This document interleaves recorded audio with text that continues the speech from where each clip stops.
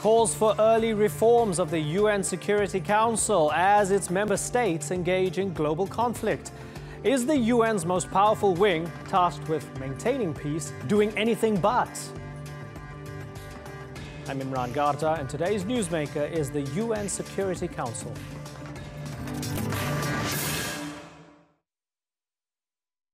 They're known as the G4. Germany, Japan, India and Brazil, all supporting each other's bids for a permanent seat on the UN Security Council. The nation's foreign ministers released a joint statement saying their nation's participation is essential for the Council to be truly representative of the world and more effective. It's something that's being echoed by a number of other countries, including Turkey. And they may have a point. After all, when the UN began, there were 53 member states. And today, there are 193. So, does the Security Council have a legitimacy issue? Natalie Pohonen explains.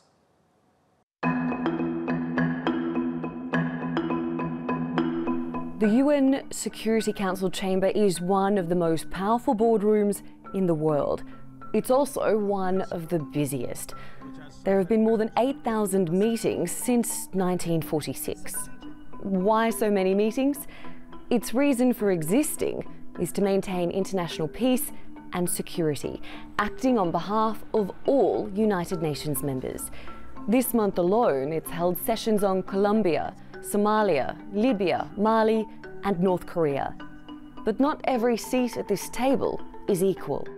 The Permanent Five, as they're known, Russia, China, France, the United States and the United Kingdom each wield veto power on what resolutions can be issued. And when the foreign policies of these nations and their leaders don't align with the other members, they can use their veto card. Or they might decide to take matters into their own hands. The United States has great strength and patience. But if it is forced to defend itself or its allies, we will have no choice but to totally destroy North Korea.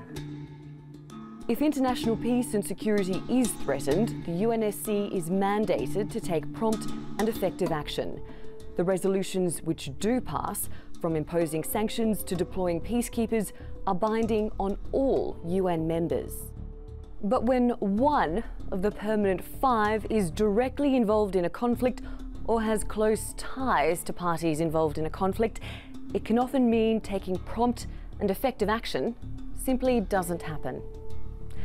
As with many boardroom meetings, the political machinations often happen behind the scenes. So while the Council is responsible for protecting the public, it's not always up for public scrutiny. Even when those discussions can directly affect the peace and security of hundreds of thousands of people in places like Myanmar, Yemen and Syria. In October, the then UN humanitarian chief Stephen O'Brien gave his monthly briefing on Syria to the Council. Russia and China had both previously used their veto power on Syrian-related sanctions. O'Brien told the Council, "The buck stops with you." The international community cannot fail the children of Aleppo, as it did in Srebrenica, Cambodia and Rwanda.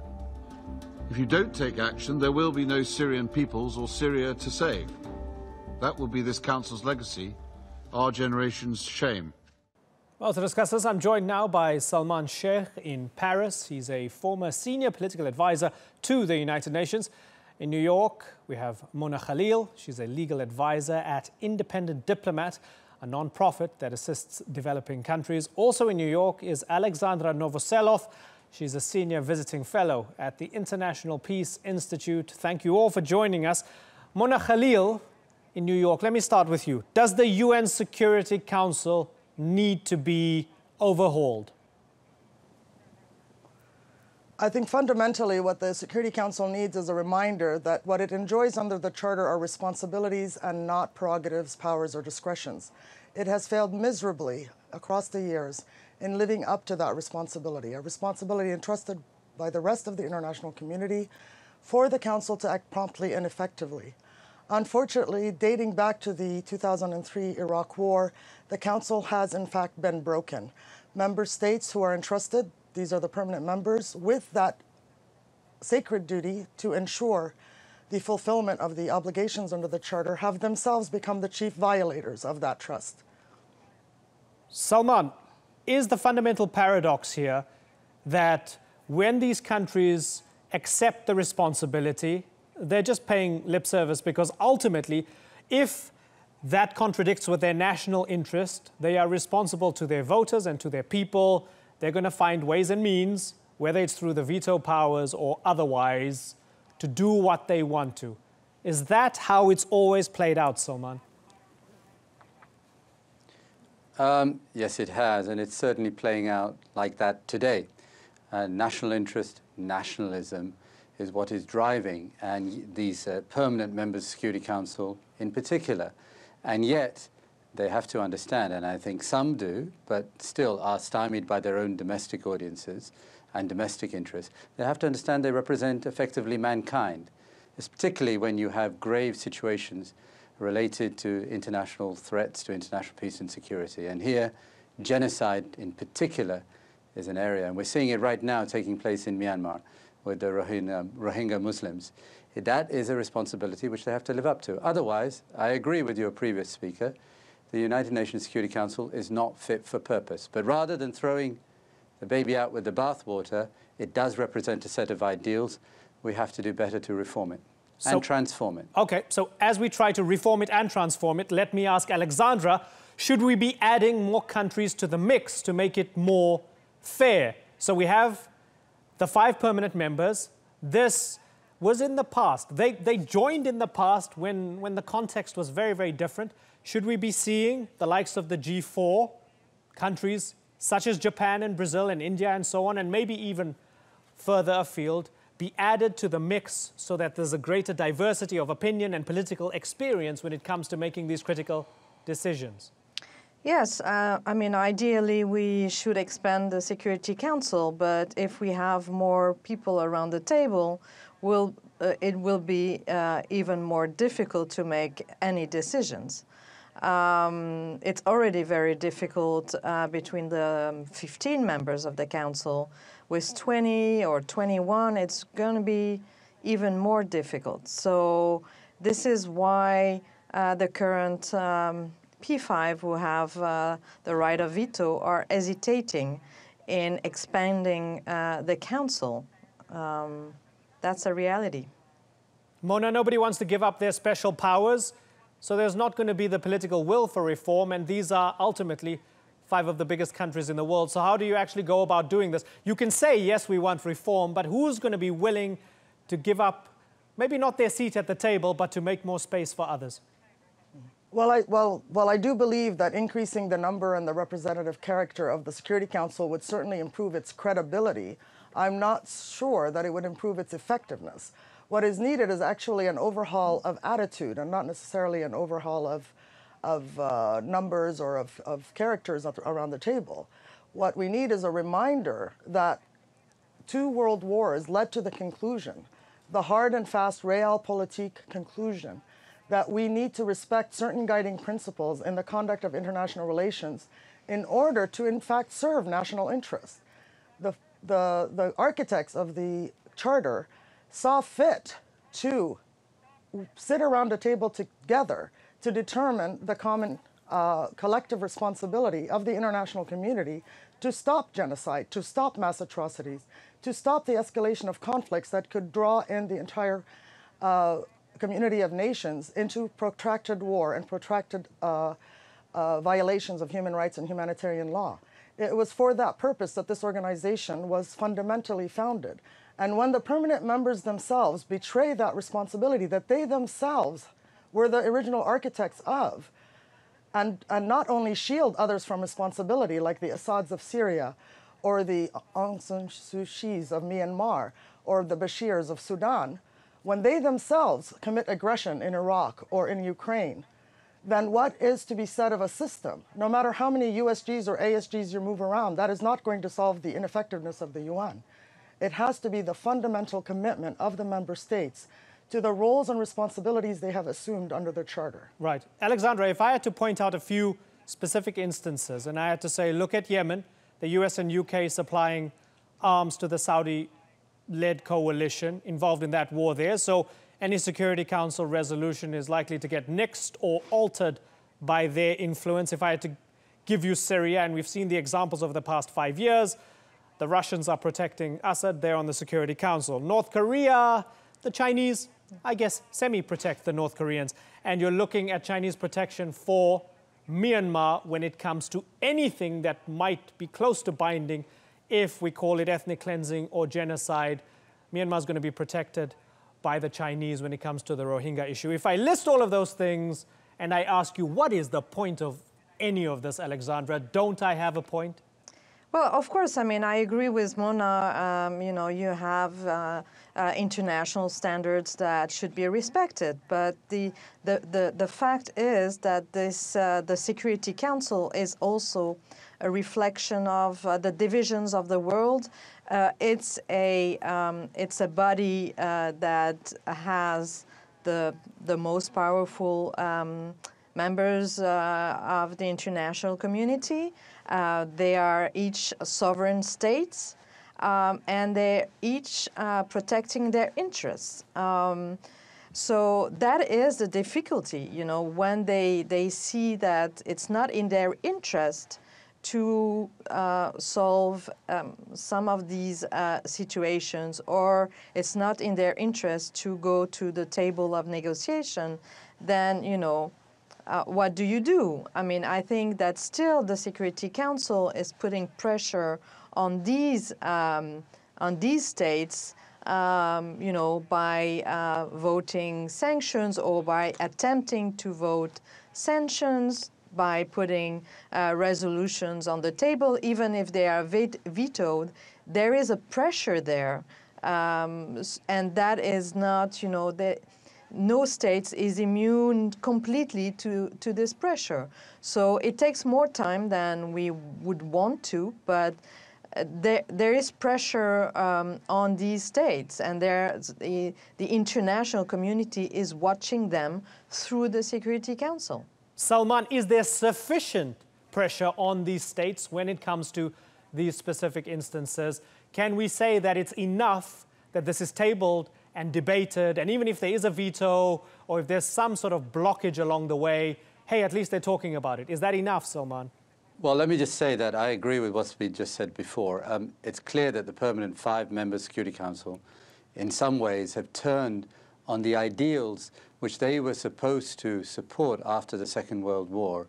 And you've given a number of examples. I myself was sitting in those closed rooms through the Iraq War when the United States led an illegal war there. Now, there are ways, and some we have been talking about in terms of adding more members, also changing voting, the voting structure, so that it's not always dependent upon a veto, but we have some sort of a majority voting, though that will be difficult. How do we achieve that? To your question, we have to find coalitions of like-minded states. As we're seeing even with climate change, it's no good anymore that such decisions are left to just 5 permanent members. And we've seen with tiny Liechtenstein, for example, in the UN General Assembly, marshalling more than 120 states to set up the international investigative mechanism for Syria. Now, that still takes time, but nevertheless, not even a small state like Liechtenstein is now toothless. It must use these kinds of methods. Other member states, Scandinavian states, other European states, the primacy of human rights and the responsibility to protect, as well as those in the rest of the international community. This cannot be a north-south matter anymore.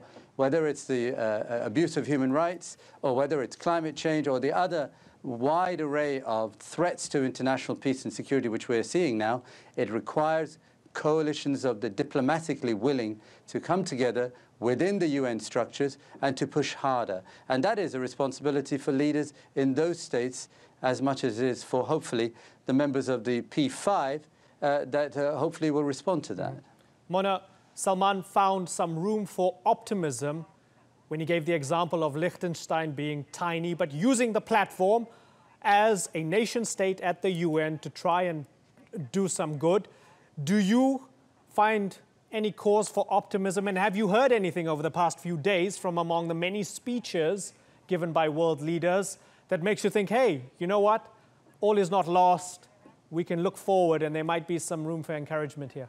We must always remain optimistic, and that human nature, as often ugly it can be, it can equally inspire and it can equally lift out of great chaos, great fear, and great misery, and that is what we count on. Indeed, Liechtenstein has set an excellent example, and as such a small state, but such an inspiring one, should certainly hopefully inspire others to do the same, to rise to the challenge, to assume the responsibility that the Charter entrusted on the member states, to invoke possibly the Uniting for Peace resolution so that the General Assembly can exercise its residual power to enforce the principles of the Charter and to uphold the responsibility to protect that it has so clearly and unequivocally endorsed in the past.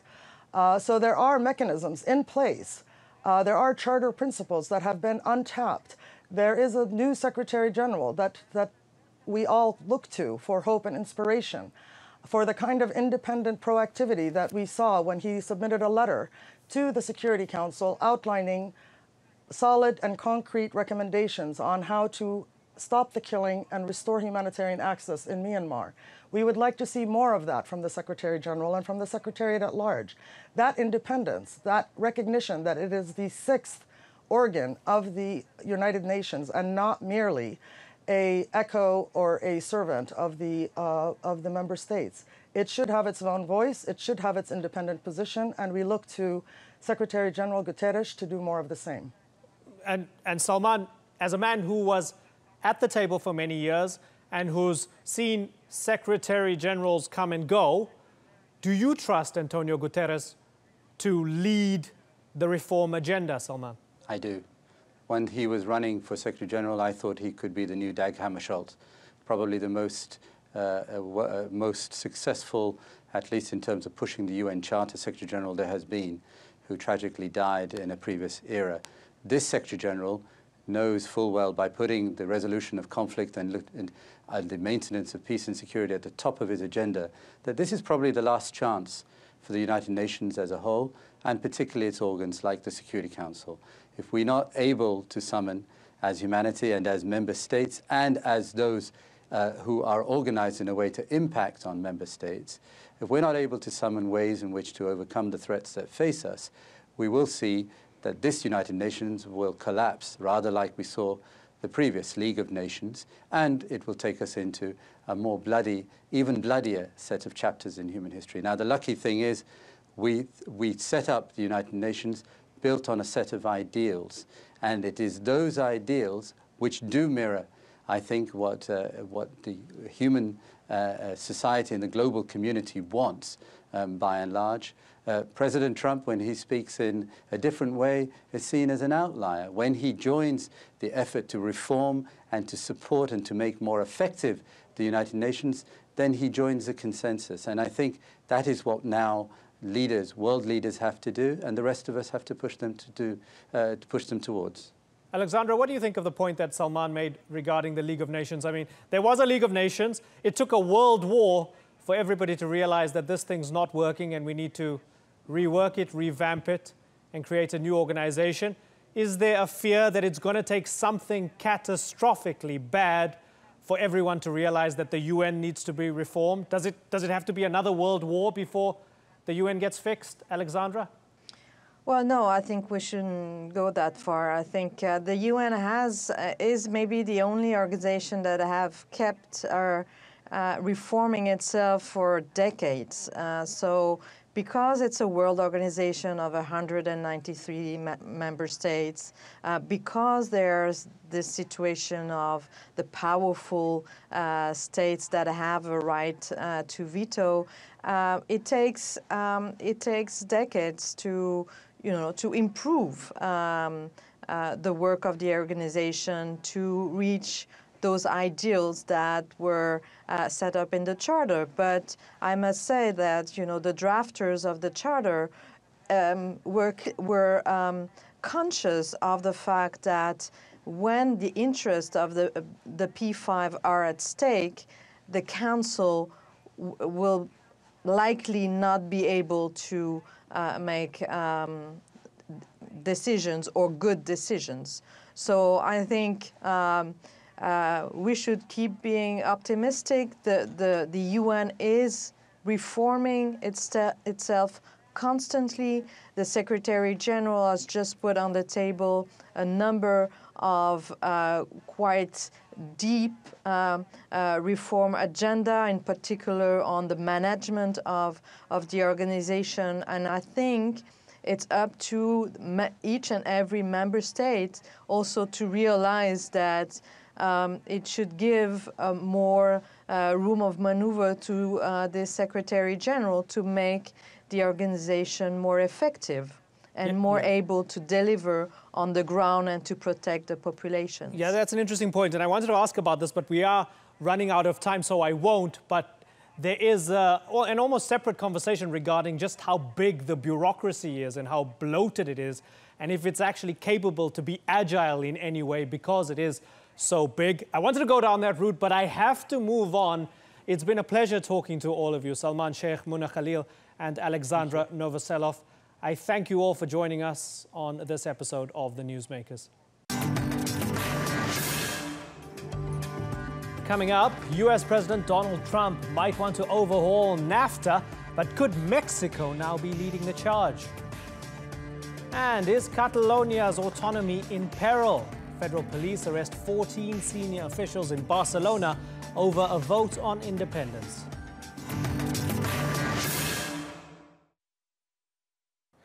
Welcome back to The Newsmakers. Donald Trump has made overhauling or even ending the North American Free Trade Agreement a cornerstone of his presidency.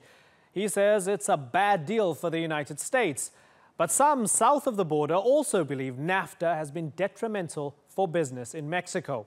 As the US, Mexico and Canada enter a third round of negotiations to modernize the plan, we wanted to know, could Mexico and Trump actually be on the same page? Randolph Nogel has more. NAFTA has been a catastrophe for our country. It's been a catastrophe for our workers and our jobs and our companies. They're leaving our country. Maybe we do a new NAFTA and we put an extra F in the term NAFTA. You know what the F is for, right? Free and fair trade. Not just free trade, free and fair trade.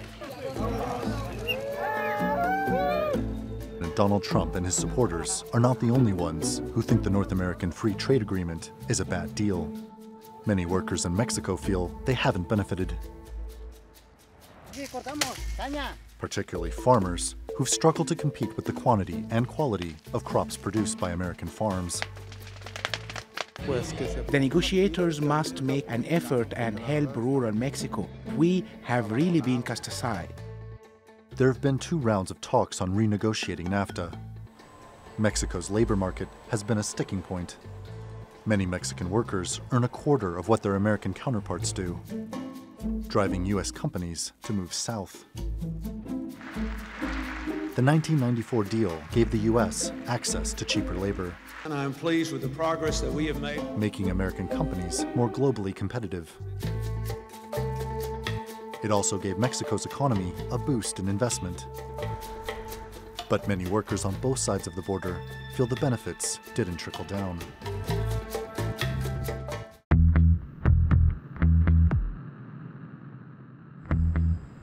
In the US, the drawbacks of NAFTA are plain to see.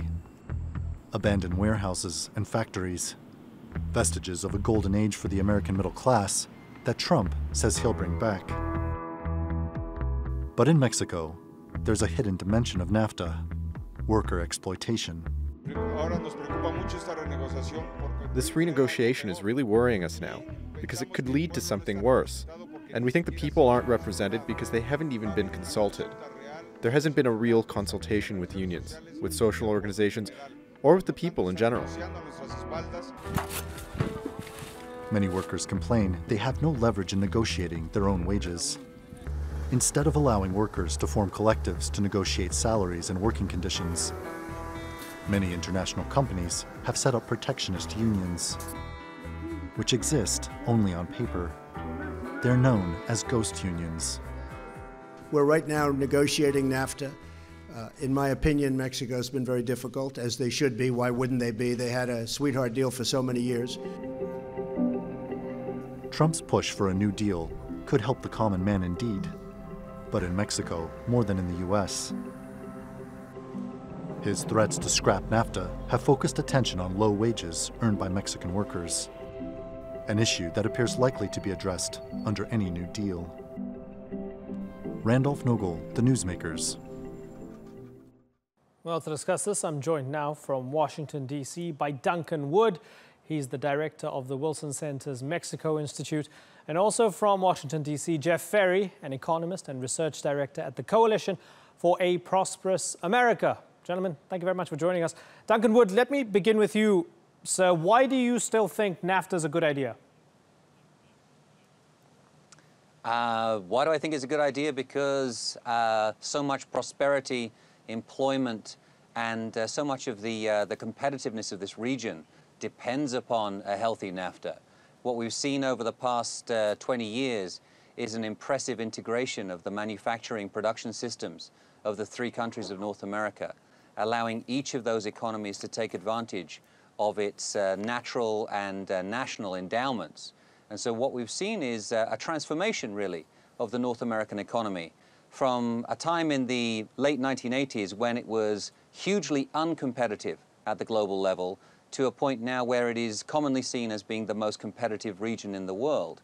What I think we've seen over the past 20 years or so is, in fact, the modernization of economic life in this region. And we've also seen a transformation of economies such as Mexico's, where they've moved from primarily commodities-based to being manufacturing, exporting powerhouses. I mean, Mexico has become a country that now exports more manufactured goods than the rest of Latin America combined. And in turn, prosperity levels have increased. Now, not as much as we would like them to have done, not as much as politicians have promised, but isn't that always the way? But what we do see now is that Mexico has become an enormously important export market for the United States of America, importing almost $250 billion into its economy every year from the United States. Okay, so you've laid it out there. Jeff Ferry, prosperity, employment, competitiveness. What's your problem with NAFTA and what's Donald Trump's problem with NAFTA? Well, I think what Duncan Woods has described is a fictional interpretation of the effects of NAFTA over the last 23 years.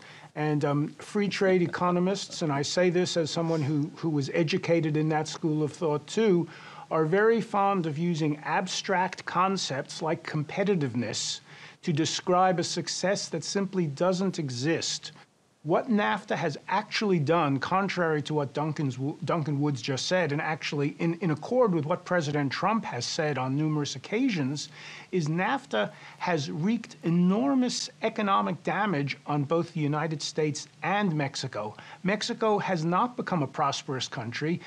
In Mexico, wages have stagnated over the last 20 years, and drug crime has risen. Mexico this year has posted several records for numbers of murders per month. It's become a more violent, lawless country than it was before NAFTA. I don't see how you can possibly make the leap from NAFTA to drug deaths. It's an extraordinary leap of logic. And if we're going to talk about fictions here, let's talk about some actual figures. I mean, let's talk about the numbers of jobs that have actually been created by NAFTA. Let's talk about the number of Mexican firms that are investing in the United States, the number of firms from around the world who invest in this region because of the integration of those markets. That's something where if we're going to talk about facts and we're going to get away from the so-called fictions, throw me the figures out on the floor. I'd love to hear them.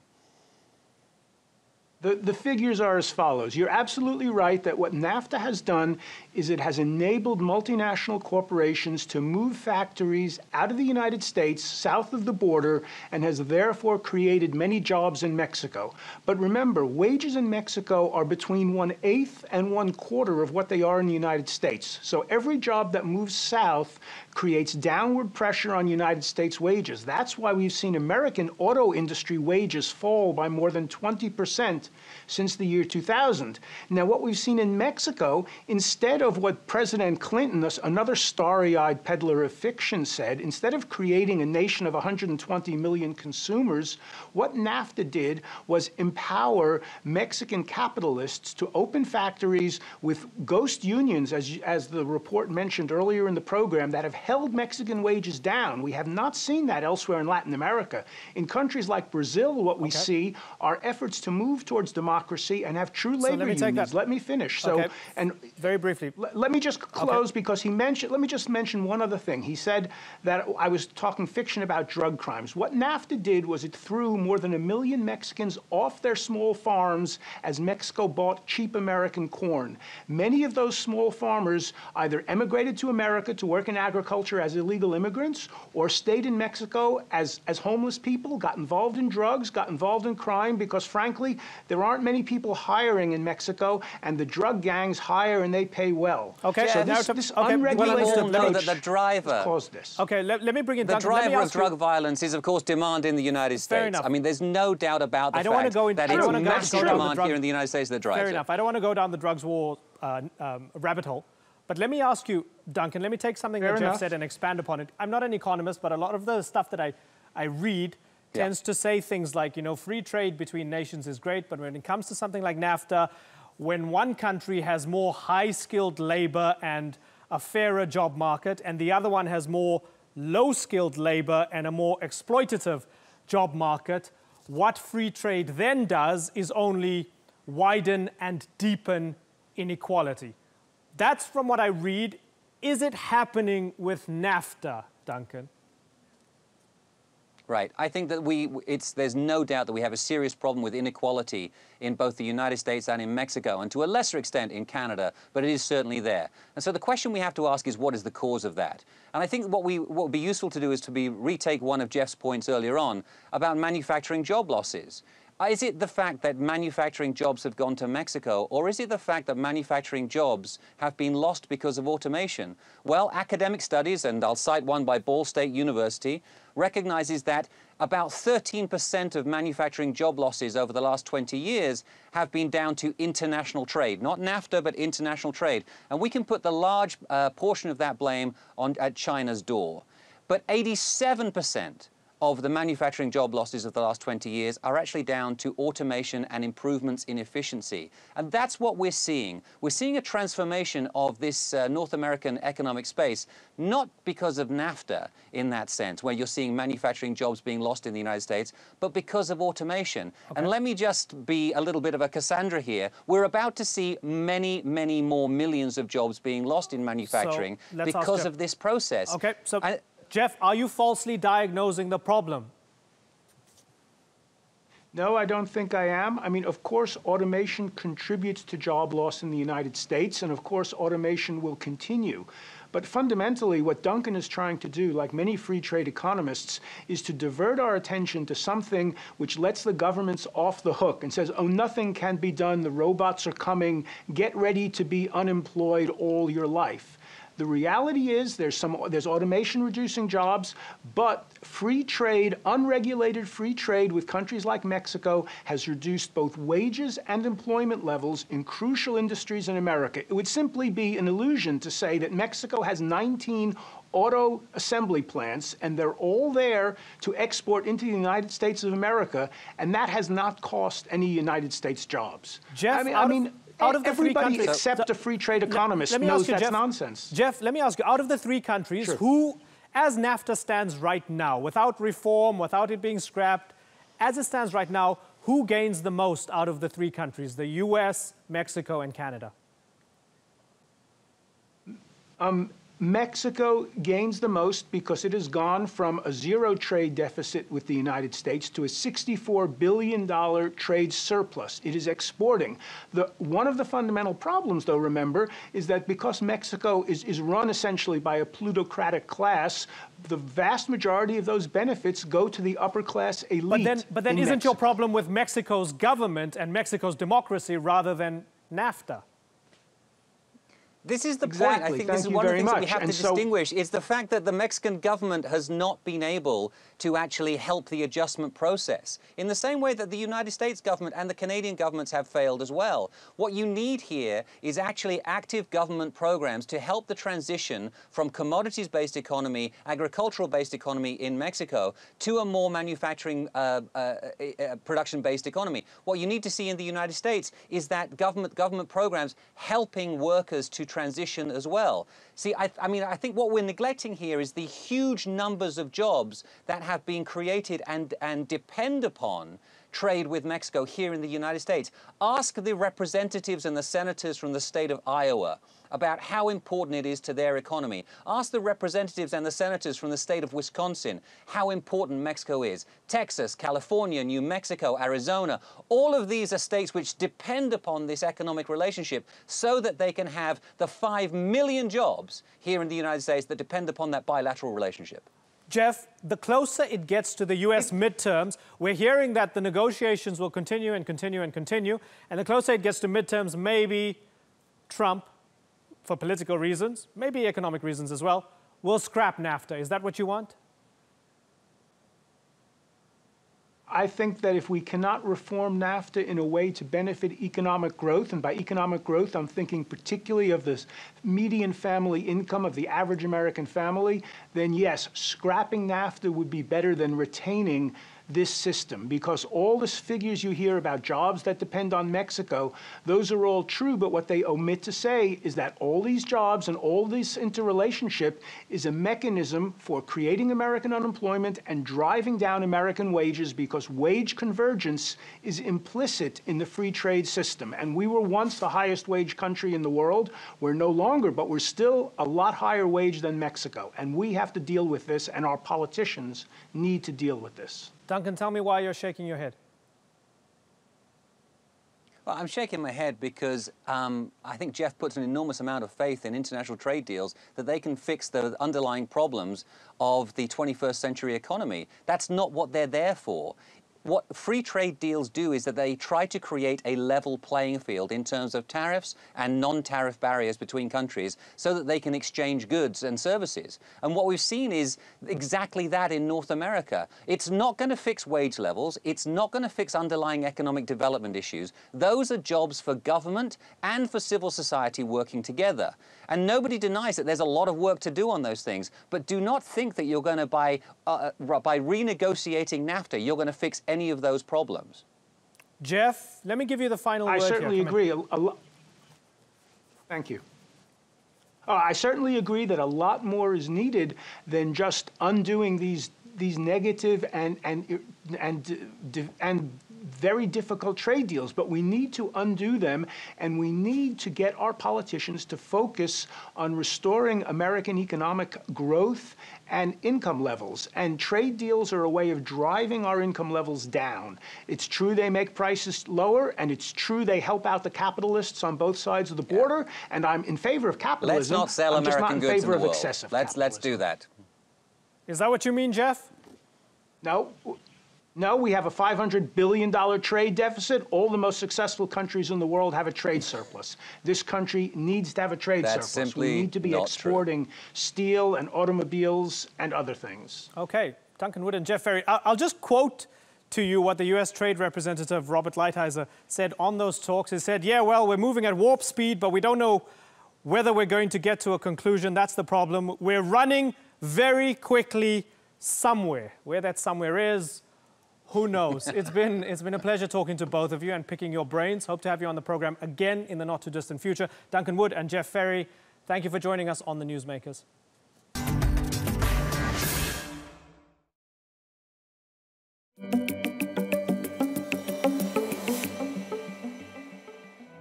Dresden is home to the patriotic Europeans against the Islamization of the West, or Pegida.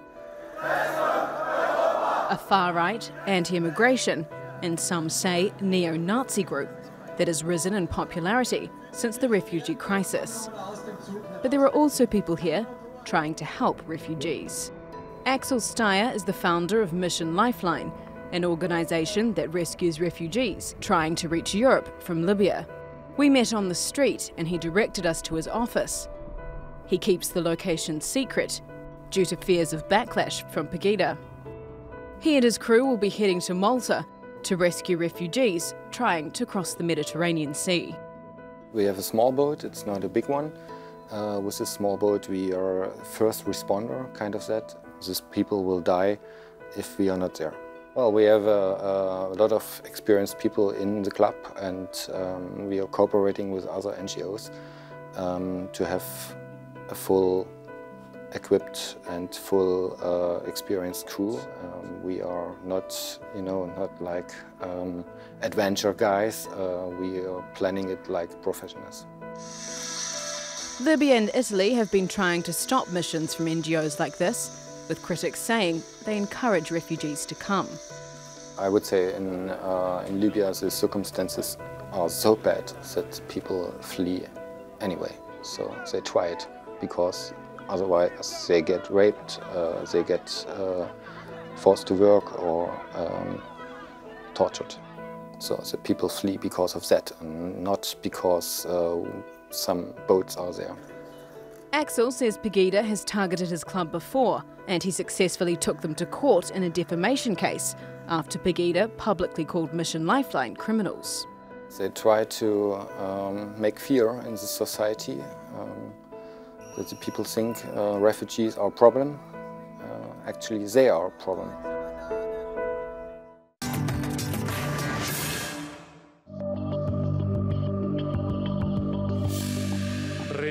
Stop once and for all this escalation of radicalism and disobedience. There is still time to avoid bigger problems, and no one benefits from this tension and this atmosphere of defiance in the face of justice and the law.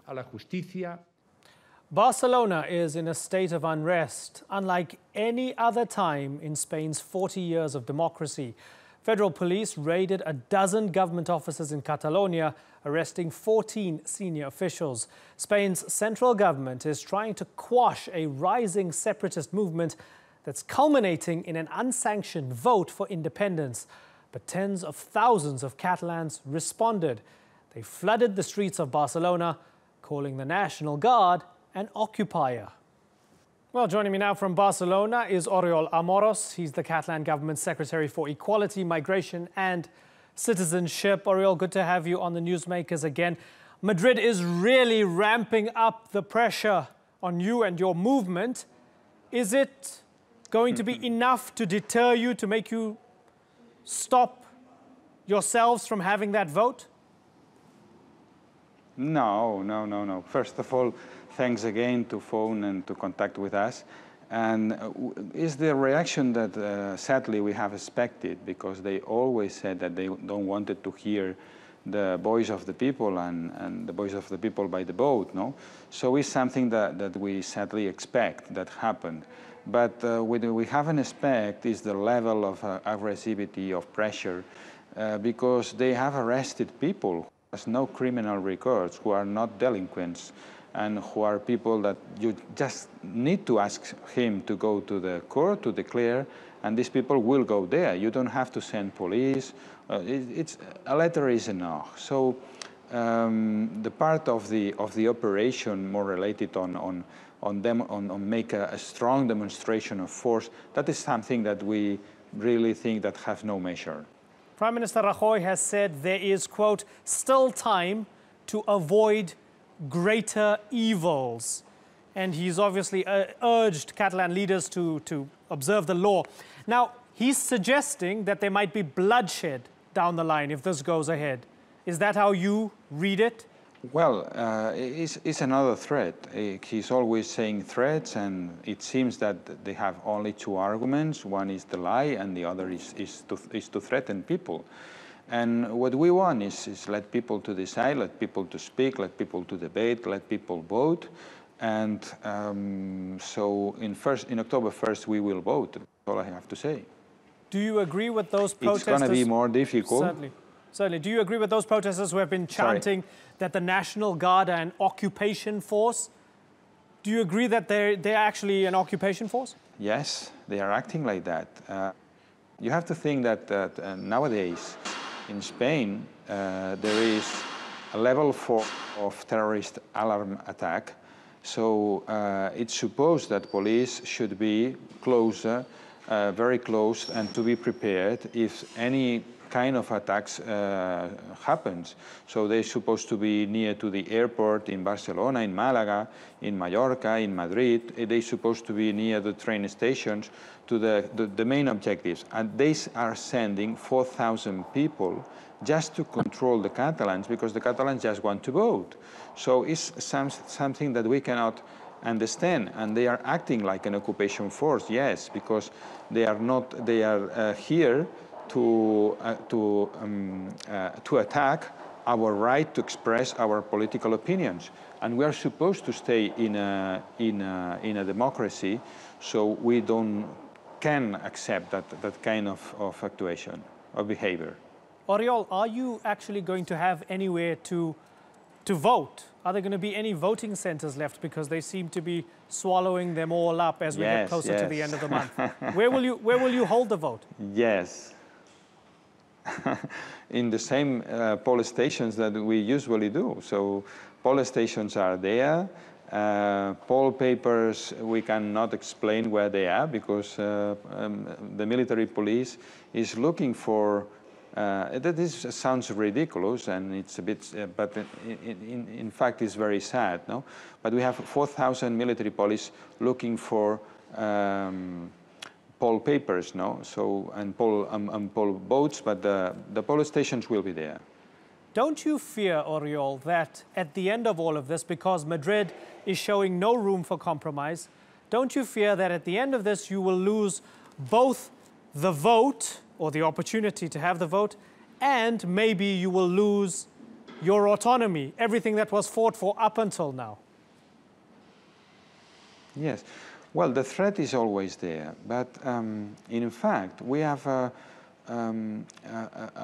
very good autonomy in the spending issues, but not in the incomes. So you have to think that only 2–3% of the incomes of our budget are coming from our own taxes. So in fact, we are a controlled autonomy since many years ago, because Mr. Montoro, the financial minister, is who decides where you have to cut when you have to cut, and where you have to spend when you can spend. So yes, we have formal autonomy. We have the responsibility in many issues, in many fields. We know how to manage a government in the health system, education system, also security system. And we have, in spending, we have a high level of autonomy, but the incomes are always controlled. So it's difficult to lose autonomy when you cannot decide where to spend your money. So of course, it's worse if they want to do, but it's only a matter of time. I think the future is on our side. There is a huge majority of the Catalans who want to vote. Then the question about independence is more divided. There are people in favor and people against, and we just want to count it and let that the majority wins. And if the majority of the Catalans say no, we will accept it with no problem. But there is a huge majority who wants to vote. And the only plan, the only political plan that Mr. Rajoy has offered to us is to control us by the force. So they have to think that really in the 21st century, in a European country, you can decide to just control through the force. This is a political plan. This is something that can happen for a long period of time.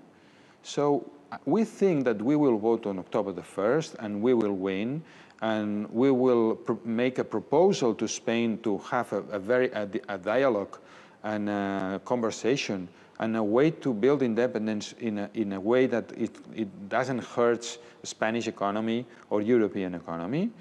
But if our will doesn't happen, it's a matter of time. It's a matter of time, because when people have proved liberty, they don't forget it. So there is a huge majority who wants to vote, and it will happen. We think in October the 1st, but if it's not this time, next time would be soon. And just practically speaking, I have less than 30 seconds left. So very briefly, please, sir, to our international audience in the English language who see clashes at the moment and think that maybe the vote won't go ahead, and see that Madrid saying the vote shouldn't go ahead. To be absolutely clear, at all costs, are you going to have this vote on October the 1st? The only cost we are not going to accept is violence. Our movement is really committed with non-violence. So we are going to do everything to vote, but violence.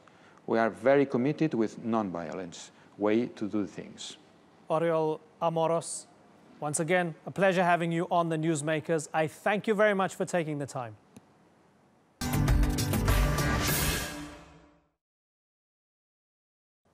"1983 was the height of the Cold War, or so they tell me. I was only a year old. Did you know it was the year that the world came dangerously close to a nuclear war? The man who stopped it recently died, aged 77. Stanislav Petrov was the Soviet officer tasked with reporting an incoming attack from the Americans. When the alarms went crazy and satellites showed incoming ballistic missiles from the US, all Petrov had to do was pick up the red phone to alert his superiors, who would then open the gates of hell back at the Americans and probably most of Western Europe. But Petrov felt something wasn't quite right. Despite overwhelming pressure to just do his job, he fought the urge and possibly saved the world, because it turned out it was a false alarm.